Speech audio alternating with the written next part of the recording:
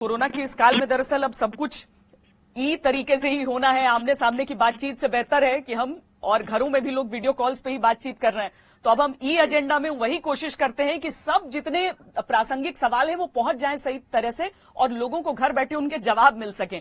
तो मैं ये कह रही थी कि लॉकडाउन जब सबसे पहले इन्फोर्स हुआ था पुरी जी, तो उस समय हमने देखा कि फ्लाइट्स को सबसे पहले बंद करना पड़ा क्योंकि हम चाहते थे कि हमारी सीमाओं में वो संक्रमण न आए। लेकिन उसके बावजूद पूरे मंत्रालय ने और जिस तरह से एयर इंडिया ने भी कामकाज किया इसमें और लोगों को देशों से बाहर निकालकर लाते रहे, आज वंदे भारत मिशन की तरफ बहुत सारे लोग आस की निगाहों से देखते हैं। जी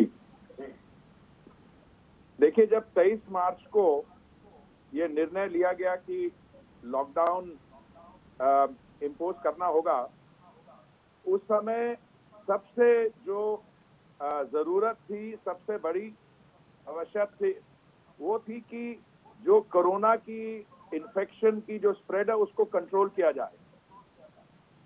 आपको याद होगा कि 23 मार्च तो लॉकडाउन हुआ, पर उसके काफी हफ्ते पहले 1 फरवरी को हमने चीन से जो हवाई उड़ानें थी, एयर सर्विसेज थी, वो बंद कर दी थी। एयर इंडिया की उड़ान चीन को 1 फरवरी को हमने बंद कर दी थी।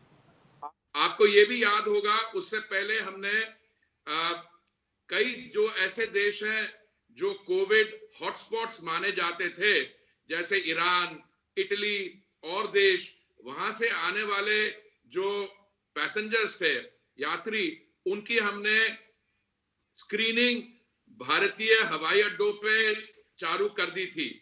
और मुझे याद है कि 30 जो हमारे हवाई अड्डे हैं जहां पे इंटरनेशनल ट्रैफिक आता है, वहां पे हमने करीब 14,52,000 लोगों को स्क्रीन किया था।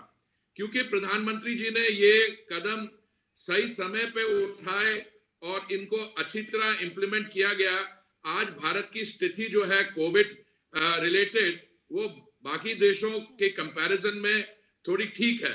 इस समय जरूर इन्फेक्टेड केसेस 50-60 हजार हैं, पर फेटलिटीज जो हैं अभी भी 2000 से कम है। इसको आप अगर कंपेयर करें न्यूयॉर्क या लंदन या उन देशों के साथ, वहां जहां एक एक दिन में 2-2 हजार मृत्यु होती रही है, पर आगे बढ़ने के लिए हमें कुछ और कदम उठाने पड़े हैं। जब ये लॉकडाउन हुआ, उस समय हमारे जो भारतीय नागरिक हैं, जो अन्य देशों में जिनकी स्थिति, जिसको हम कहते हैं स्ट्रैंडेड या डिस्ट्रेस में है, कईयों के वीजास खत्म हो गए हैं, कई हमारे स्टूडेंट्स हैं जिनके विश्वविद्यालय जहां पे वो पढ़ते हैं वो बंद हो गए हैं, कईयों के पास अब नौकरियां नहीं रही। तो भारत की अपने उन बच्चों, उन नागरिकों पे भी के लिए जिम्मेवारी बनती है। तो ये जो हमने इवैक्यूएशन प्रोग्राम है नया, जो हमने अभी 7 तारीख से आरंभ किया है, इसके दौरान हमारी इनिशियल ये एक्सपेक्टेशन थी कि करीब 1,90,000 हमारे नागरिक जो बाकी देशों में इस समय जिनको समस्याएं हैं, उनको हम वापस लाएंगे।